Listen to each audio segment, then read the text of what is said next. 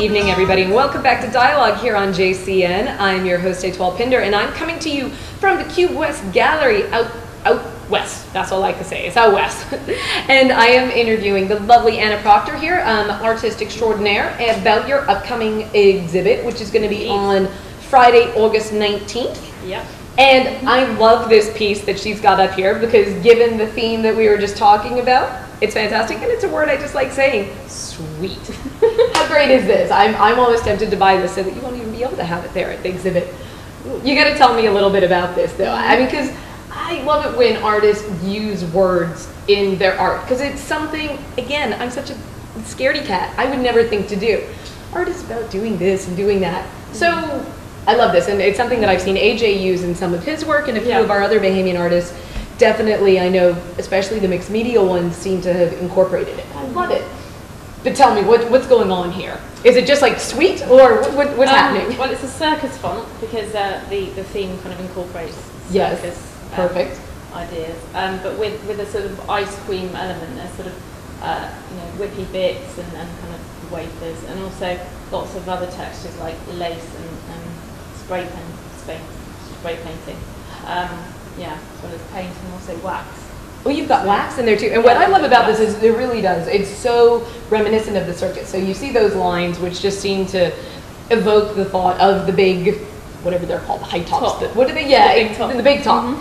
And even though you're saying it's lace perhaps that's doing it, but I love these guys here, which are very Ferris wheel sort of reminiscent, so you get all these different feelings, and of course with the ice cream. Yeah, it sort of evokes some excitement. It's a bit nostalgic. And for us here in the Bahamas, you know, what we have come every year is our carnival. So our carnival, I should say. It's not even carnival, it's just carnival. I don't know if you would have had a chance to go in December, but this was always the big deal for me growing up as a kid here, was that the carnival came once a year, and we got to go, and it was our chance to go on rides and see the cotton candy and have all these bad things. So it at least has very positive connotations for me. And I'm very happy that there's not any clowns in there, though, because clowns for me, they kind of have that whole scary, weird thing going on, too. Thanks to Stephen King. Yeah, exactly. So it's nice to have the feeling of that happy point in time without the scary underlying clown thing. Yeah. I guess the colors are very, very vibrant. You had talked earlier about ice cream pastels. I don't see that. I mean, I haven't eaten any ice cream with this color. This is super bright. This is more of, I suppose, more of an 80s palette with a neon, but I thought, you know, the sweet theme kind of encompasses bright colours as well, or neons as well as pastels. It's more the, like, you wouldn't literally have an luminous ice cream, but the packaging and the kind of feel of it is quite, you know, that's true. Radioactive. Yes, very radioactive in color.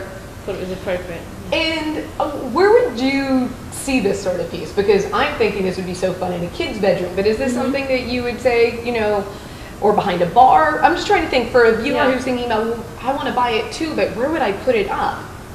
I mean, I think in a way it's quite adult because it's a word that a lot of people use. And yes, okay, it's obviously influenced by childhood, but I could think it could go in a living area or a kitchen. Or kitchen would be, of course, so appropriate. Near the ice cream. Exactly. The cookie jar, maybe. The ice cream tub, which you know you have in your freezer. Yeah, exactly. So we've obviously, this is for me, I wouldn't even be able to say that the same, again, not the brightest sort of star here, but I wouldn't be able to say that the same artist did this piece who did that last piece. Do you feel that your range is quite broad, or am I just really ignorant in saying that? Oh no, I think it is. Yeah, okay. I've really tried to sort of make it broad because I think the theme is very wide, so it sort of lends itself to lots of different media and techniques and styles. And also because I'm new here, I thought I wanted to kind of show that I can do lots of different things. You've got a whole range there. Sure, I guess a question would be, you had said earlier that this was that you enjoyed having a theme to work around. Is this the first time that you've really done that? That you've said, okay, I'm going to focus on whatever the sweet word is in Italian that I'm not going to... Prosciutto. Yeah. I'll say that like I know. Yeah. So, but is this the first time you've done that? Being given something? Yeah. Since I was at university, yes, because I studied design, so we had briefs to work to, and we had sort of, a framework. And do you think that is restrictive, or you think it's actually allowed? Because it seemed like you were saying it actually allowed you some more freedom, and that you opened up to more things, even though you're perhaps within a boundary. Yeah, I mean, it was pretty liberating, but at the same time, I had a concept, and it was helpful for me to focus on what to do. For focus, which is always for subject matter, really, I'd say the nice thing. Okay, so we've covered children with sort of the fluffy, candy flossy pink hair. Yeah. We've got sweet. I think you're going to see some more pieces coming up where we are going to be looking at some fruit. Sort of and obviously the title being sweet, you kind of feel that way. There's a food trend here.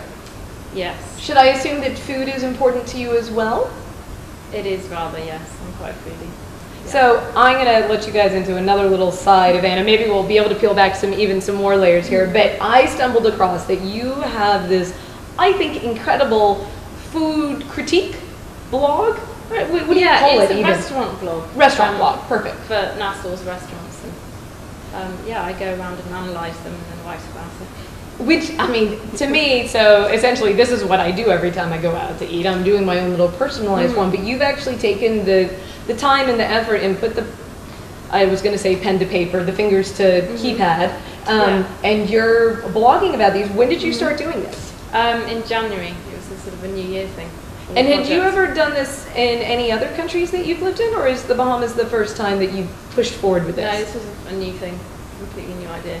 So, I mean, I just think it's incredible, and I think it's interesting. I've had a couple of guests, going back to the art, a couple of guests who have come on, and they've really talked about almost the absence of a true critiquing culture here. And maybe not just here, but in the Caribbean in general, that we seem to be not as critiquey as other places. I don't think that's really a word. Children don't use that at home. Critical. Yeah, so it's critical as other places. There we go. Yeah. See, there's always a proper word. But if there's an art show opening in New York or London or places like that, typically there's some sort of art critic who goes along and they either bash you or they say wonderful things about you or they're whatever in between. Sure. There's occasional press coverage that you'll read in the newspaper that this is going on. It's rare that I've ever seen anything negative. Even in a constructive way. Yeah. I'm not saying it doesn't exist, but I know that from my side it's been very absent. And I noticed that some people in the last 6 months or so have started a website that's about critiquing in the critiquing again, performing art critiques in the Bahamas, which I think has to just raise our overall level. What do you think about having done these food blogs? Have you had any feedback from either the restaurants or the chefs, or they don't know you're doing it? Like, how has the reception been? Well, I've tried to keep it fairly anonymous, although I do put it on my Facebook page, but it's not something that many people know about at this stage, because I'm mostly worried about you don't want them to know who you are when you go in. Getting upset, because I tend to be quite honest. Yes. And say what I really think, so not everyone likes that. Yeah. But I think this has got to be so great. I mean, and for everybody else who's in a different job. So with the job I do, every time I write a document, it gets stuck out there. 12 different people come back with comments. It's it's essentially the concept of the old red pen on Microsoft Word with all the comments on it. Yeah. Really, and it's not as if I'm thinking, oh no, I did that all badly. It's like, oh, that's really great. I should change this. I should change that. Do you think that within the art world that this is sort of a positive thing? Have you ever had your artwork critiqued officially? No, not my paintings. More only really at university, which is part of marking, but not sort of outside those institutions. No. When you're sort of because do you think it would be valuable to you, or do you think you would be terrified by it? What do you think? But I like to sort of take criticism from people I know and respect, like AJ. Right. So you've got your own built-in critiquer here, which is useful. And I really respect his opinion, and also other artists that I'm getting to know. So but it can be it's very subjective, and it's also a sensitive issue for a lot of people to be able to take criticism. So, but definitely it's something that you need to be able to take on and build on. I just feel this should be something that becomes a regular part of our newspaper things, right? This exists. I mean, every New York Times, every Sunday, you know, there's the book review, there's the art review, there's the this review, and all these things are getting reviewed, and I just feel that there's a space for it here. Yeah, because I guess a lot of the coverage is more promotional than critical. Right, yeah. Exactly. Yeah. Well, and it's probably also, I mean, hopefully it would be done by somebody different from me who really has no idea what they're talking about. So it would be terrible if somebody like me was trying to do art critiquing, but hopefully that we have such amazing Bahamians who have gone off, they've studied art history, they've studied all these incredible things, who really are able to put it all within the perspective of the art world. Yeah, absolutely.